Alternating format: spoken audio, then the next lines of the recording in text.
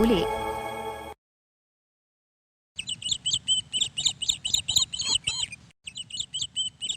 दशरथ नाम का एक किसान अपनी बीवी के साथ रहता था।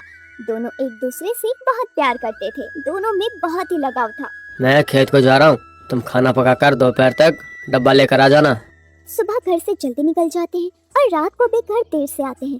इतनी मेहनत करने के बाद भी मालिक ठीक से पैसे भी नहीं दे रहा है ताकि हमारा घर परिवार चल सके। क्या कर सकते हैं, जो नसीब में लिखा है वही होगा ना। अब चल के उस पहाड़ को पार करना होगा, नहीं तो दूसरे पहाड़ को पार करने के लिए देरी हो जाएगी। फिर शाम को मुझे जल्दी भी तो आना है ना। जब तुम डिब्बा लेके आओ तो पहाड़ चढ़ते वक्त थोड़ी सतर्क रहना, नहीं तो गिर सकती हो। रोज तो लेकर आ रही हूँ ना, अब मुझे आदत हो गई है। इस तरह दशरथ हर रोज खेत पर जाता है। वहाँ जाने के लिए उसे एक बड़ा सा पहाड़ पार करना होता था। बाप रे, रोज रोज इस पहाड़ पर चढ़ना मुश्किल होता जा रहा है। अगर मुझे ही इतनी तकलीफ हो रही है तो फिर दोपहर में जब वो खाना लेके आती है तो उसे कितनी तकलीफ होती होगी। अगर ये पहाड़ नहीं होता तो कितना अच्छा होता। ये क्या, अब तक तो कोई नजर भी नहीं आ रहा है। शायद मैं ही जल्दी आ गया हूँ। क्या रे बेटा दशरथ, तुम ही यहाँ पे पहले आए हो क्या? आप में कितनी सहनशीलता है, इस उम्र के बाद भी उस पहाड़ को पार करके आ जाते हैं। आप में बहुत ताकत बची है अभी तक। नहीं रे, मैं तो कब का कमजोर हो गया था, मगर क्या करें, काम नहीं करेंगे तो पैसे कहाँ से आएंगे, पैसे नहीं मिलेंगे तो खाना कहाँ से आएगा। इसलिए मरते दम तक काम तो करना ही पड़ेगा मुझे। औरत लोग ही यहाँ पर आकर काम करती रहती है, तो मुझे करने में क्या दिक्कत है? मालिक के आने का समय हो गया है। अगर वो लोग हमें ऐसे बातें करते देखेंगे तो मुझे लगता है सह नहीं पाएंगे। अच्छा यही होगा कि हम जाके काम शुरू कर दें, और बातें तो होती ही रहेंगी दिन में। सही कहा ना। चलिए काम शुरू करते हैं। हे हे हे हे। क्या रे, सब लोग आ गए क्या? किसी ने छुट्टी तो नहीं ली है? सब लोग आ गए मालिक, लेकिन कैसे भी करके कल मुझे छुट्टी चाहिए।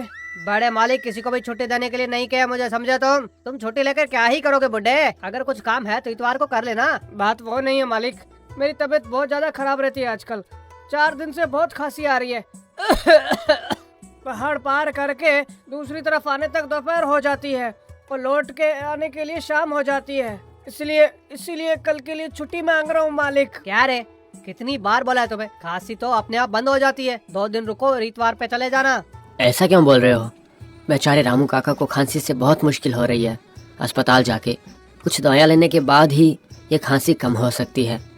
ऐसे बैठे रहना अच्छी बात नहीं है। क्या रे, तू मुझे बोलने लायक हो गया है? जाके अपना काम देख। अरे जाना, नहीं तो 4 खींच के मारूंगा। इसके बाद दोपहर में देवी दशरथ के लिए खाना लेकर पहाड़ पर चढ़ने लगती है। हे भगवान, रोज रोज इस तरह पहाड़ पर चढ़ना मुझसे हो नहीं पाता। ऊपर से ये कड़ी धूप और पैरों में चप्पल भी नहीं। धूप की गर्मी में पाँव जल रहे हैं मेरे, लेकिन फिर भी जाना तो होगा ही। अगर मैं नहीं गई तो, अगर मैं खाना लेकर नहीं गई तो वो क्या खाएंगे? बाप रे, इन पत्थरों में तो ठीक से चला भी नहीं जा रहा है। कहीं यहाँ गिरने से मेरे हाथ पैर न टूट जाए। वो देखो, देवी आ गई है। काका, तुम खाना लाए हो क्या? सुबह कुछ पका के लाया था अपने साथ। तुम्हारी बीवी आज कौन सी सब्जी लाई है? अरे काका, देवी जो भी बनाती है वो जरूर स्वादिष्ट होता है। आ जाओ, मैं आपको भी कुछ खाना खिला दूंगा। कुछ भी कहो, तुम भाग्यशाली हो दशरथ। तुम्हें एक बहुत अच्छी बीवी मिली है। हर रोज तुम्हारे लिए उतनी दूर से भोजन लेके आना मामूली बात नहीं है। बहुत भाग्यशाली हो तुम। देवी, काका पूछ रहे हैं क्या सब्जी बनाई है, उन्हें भी देना। आज तो मैंने टमाटर की दाल पकाई है काका। काका, आपके लिए भी लाई हूँ। कितनी अच्छी लड़की हो बेटी तुम। हर रोज तुम्हारे पति के साथ साथ इस बूढ़े को भी खाने को देती हो। क्या काका, अस्पताल नहीं गए क्या? देखिए, 4 दिन हो गए आपको खांसते खांसते। क्या करूं बिटिया, बूढ़े मालिक किसी को भी छुट्टी देने के लिए नहीं बोले हैं। अगर उनकी बात टालकर मैंने छुट्टी ले ली तो फिर कल से मुझे काम पे नहीं आने देंगे। ऐसी हमारी किस्मत। अरे सुनो तुम लोग, कितनी देर लगाओगे खाने में? जल्दी से जल्दी काम शुरू करना है, खाने में ज्यादा वक्त मत लगाओ। ये कौन है काका? खुद को मालिक समझ रहा है। बड़े मालिक से ज्यादा तो ये यहाँ पर आप लोगों पर हुक्म चला रहा है। धीरे से बात करना बेटी, अगर उसने सुन लिया तो हंगामा करेगा। कुछ अनाप शनाप मालिक को बोल कर हमारी नौकरी छीन लेगा। ठीक है, आप रुक जाइए, मैं यहीं पेड़ के नीचे बैठी हूँ। इसके बाद वो लोग शाम तक काम करके घर वापस आते हैं। क्या हुआ देवी, तुम ऐसे क्यों चल रही हो? कुछ भी तो नहीं, बस दोपहर में खाना लाते समय पत्थर से चोट लग गया था, इसी वजह से थोड़ा दर्द हो रहा है। क्या कहा? देखने दो। देवी, इस पत्थर पे पाँव रखना। बाप रे, तुम्हें कितनी बड़ी चोट लग गई है। अगर इतनी बड़ी चोट लगी है तो तुमने मुझे दोपहर में क्यों नहीं दिखाया? अरे छोटा सा तो घाव है, इसमें इतना क्यों घबराना। वैसे तो हर रोज कड़ी धूप में चलते हुए पाँव जल रहे हैं, चलना भी मुश्किल है। अगर ये सब सोचा तो काम कैसे करेंगे। रुको, पहले मुझे पट्टी बांधने दो, 2 दिनों में कम हो जाएगी। आराम से चलना, ठीक है? चलते वक्त सतर्क रहना। सिर पर टोकरी रख कर नीचे कैसे देखूंगी मैं, बताइए। ठीक है, ये सब रहने दीजिए, जल्दी चलिए, अंधेरा हो रहा है। इसके बाद दोनों घर जाते हैं। रात के समय दशरथ, तुम मेरे लिए कितने कष्ट उठा रही हो, और मैं तुम्हारे लिए चप्पल भी नहीं खरीद पा रहा हूँ। इस बार मिलने वाले पैसों से पहले शहर जाके मैं तुम्हारे लिए चप्पल लेके आऊंगा। उसके अगले दिन सुबह यथा प्रकार दशरथ अपने काम पर जाता है। शाम को मालिक से पैसे लेते समय, चलो चलो, बड़े मालिक आए हैं, जल्दी से आकर अपनी मजदूरी ले लो। कह रहे नजदीक क्यों आ रहे हो? मालिक से दूर रहना मालूम है ना? किसको कहाँ रहना है वो पहले से बता रखा है ना? मैं तो दूर से ही ले रहा हूँ ना लाला जी। कह रहे आजकल मुंह खोलने लगा है तू? पैसे ले लिए ना, अब निकल यहाँ से। अरे ओ, हटना यहाँ से, अगर कुछ और बोला ना तो जुबान खींच लूंगा तेरी। बड़े मालिक से बात करने लगा आजकल। इस तरह वो लोग पैसे लेकर अपने घर आते हैं। तुम जाओ देवी, मैं काका से कुछ बात करके आऊंगा आज। ठीक है, जल्दी आना, मैं अभी चलती हूँ। काका, कल छुट्टी है ना? तुम कैसे भी अस्पताल जाने के लिए सोच रहे थे ना? तुम्हारे साथ मैं भी आऊंगा। तुम क्यों तकलीफ ले रहे हो?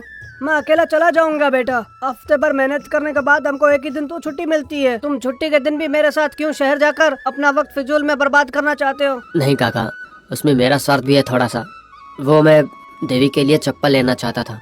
मेरे लिए वो हर रोज पहाड़ चढ़कर खाना लेकर आती है। कड़ी धूप की वजह से गर्मी से उसके पाँव जल रहे हैं।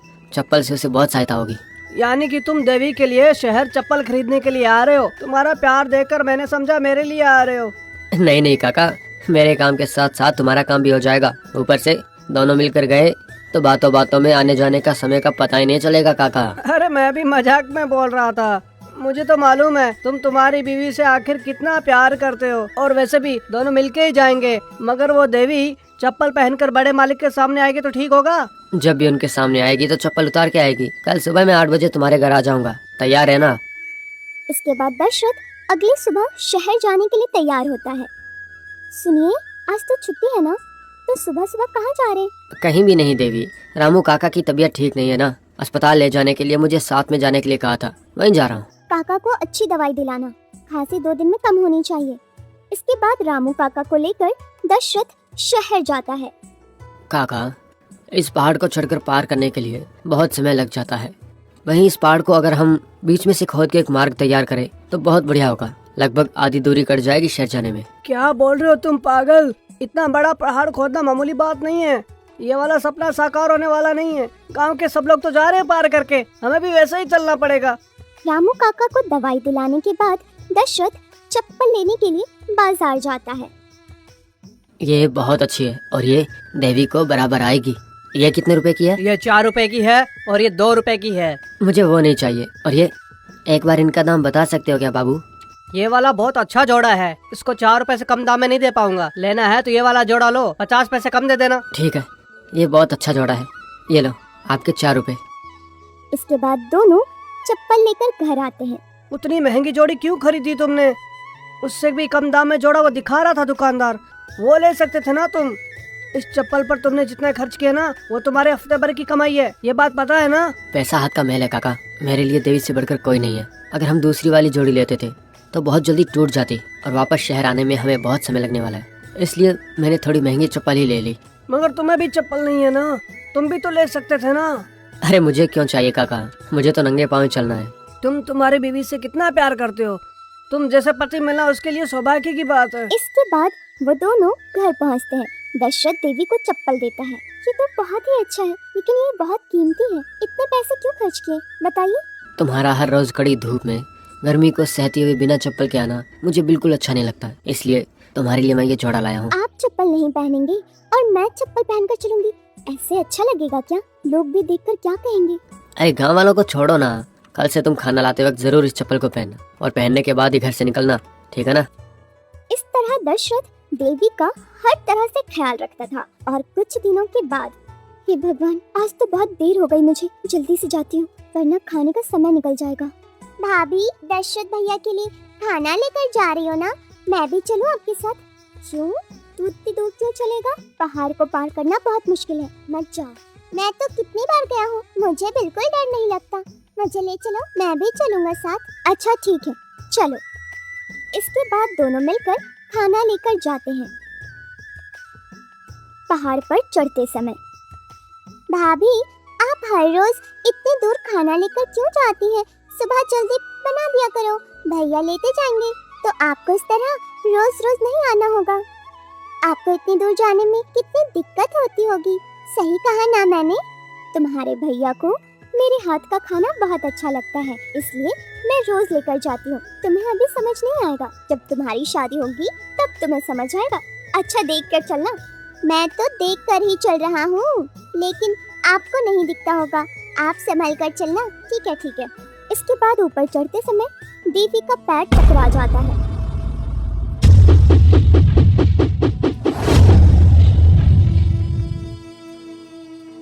बाप रे, भाभी नीचे गिर गई।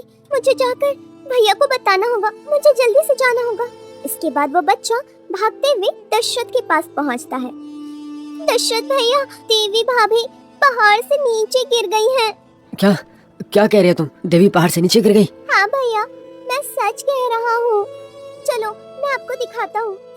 इसके बाद दशरथ दो आदमियों को लेकर घटना स्थल पर पहुँचता है।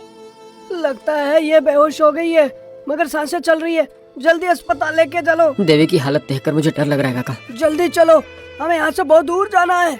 ये क्या, इतनी दूर चल लिया फिर भी शहर नजदीक आने का नाम नहीं ले रहा है। हम पहुँच नहीं पा रहे हैं। और कितना दूर जाना पड़ेगा? हम लोग तो इसी रास्ते से जाते हैं ना। आज ये रास्ता कुछ ज्यादा ही बढ़ गया है, मगर तुम दर्द से तड़प रहे हो ना, इसलिए वैसा लग रहा है। इस पहाड़ के ऊपर चढ़ के फिर नीचे उतरने के लिए बहुत समय लग रहा है। तब तक देवी का क्या होगा, मुझे डर लग रहा है। वो लोग मिलकर देवी को अस्पताल ले जाते हैं।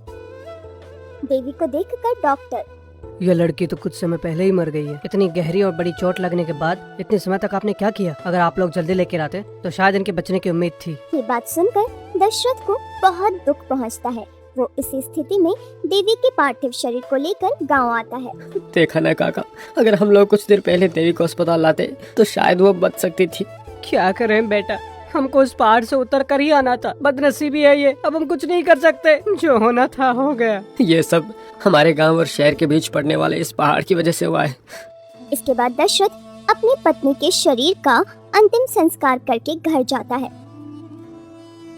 तुम्हारी मृत्यु का कारण शहर के अस्पताल का बहुत दूर होना ही है। बस दुर्घटना होने के बाद अगर मैं तुमको सही समय पर अस्पताल ले जाता तो शायद तुम बच सकती थी। इन सब की जिम्मेदारी केवल वो पहाड़ है। अगर उस पहाड़ के बीच में रास्ता बना दिया तो गांव वालों के लिए आसानी हो जाएगी, फिर सब सही हो जाएगा। इतना सोचकर दशरथ अगली सुबह उठकर पहाड़ की तरफ जाने लगता है। क्या दशरथ, कहाँ जा रहे हो? आज काम पे नहीं आओगे क्या? और ये क्या है, हथौड़ी और गेंती लेकर आकर तुम कहाँ जा रहे हो? मैं तुमसे पूछ रहा हूँ, कहाँ जा रहे हो तुम? गांव और शहर के बीच पड़ने वाले उस बड़े पहाड़ को बीच में से काट कर एक रास्ता बनाऊंगा। उसी के लिए जा रहा हूँ, ताकि जो देवी के साथ हुआ वो किसी और के साथ ना हो। ये तुम क्या बोल रहे हो? उतने बड़े पहाड़ को तुम आखिर कैसे तोड़ोगे? और वो कितना मुश्किल काम है, तुम्हें पता है ना? चाहे वो कितना ही मुश्किल काम हो, उसके लिए कितने दिन लगे मुझे कोई परवाह नहीं है। मैं तो उस पहाड़ को खोद कर बीच में से रास्ता बनाऊंगा ही। तुम्हारे बीवी गुजरने के गम में तुम इस हालत में पहुँचे हो। कुछ दिन तक तुम घर में ही रहना, सब कुछ ठीक होने पर ही तुम काम पर लौटना। मेरी बात सुनो, तुम घर वापस जाओ। देखो काका, आज के बाद उस गांव में मुझ जैसी परेशानी कोई नहीं झेलेगा। उसके लिए उस पहाड़ को खोद कर बीच में से रास्ता बनाना जरूरी है। तुम काम पे जाओ, मुझे आज बहुत सारा काम करना है। इस तरह हर रोज जाकर उस पहाड़ को तोड़ने लगता है।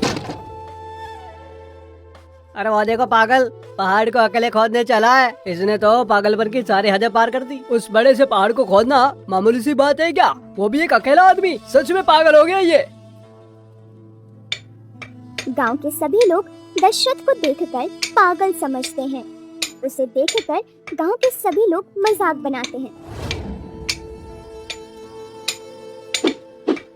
इस तरह पूरे 22 साल तक दशरथ अकेले मेहनत करके उस पहाड़ को खोदकर बीच से एक रास्ता बनाता है और उनके गांव और शहर के बीच रहने वाली दूरी को कम कर देता है। वो 7.7 मीटर ऊंचाई और 9.1 मीटर चौड़ाई से 110 मीटर लंबे रास्ते का निर्माण पहाड़ खोदकर कर देता है। उस रास्ते की वजह से उनके नजदीकी शहर गया से 55 किलोमीटर की दूरी में से 15 किलोमीटर दूरी को कम कर देता है। ये बिहार राज्य में गया नगर के पास रहने वाले गिलार नाम के गांव के दशरथ मांझी के यथार्थ जीवन की कथा है।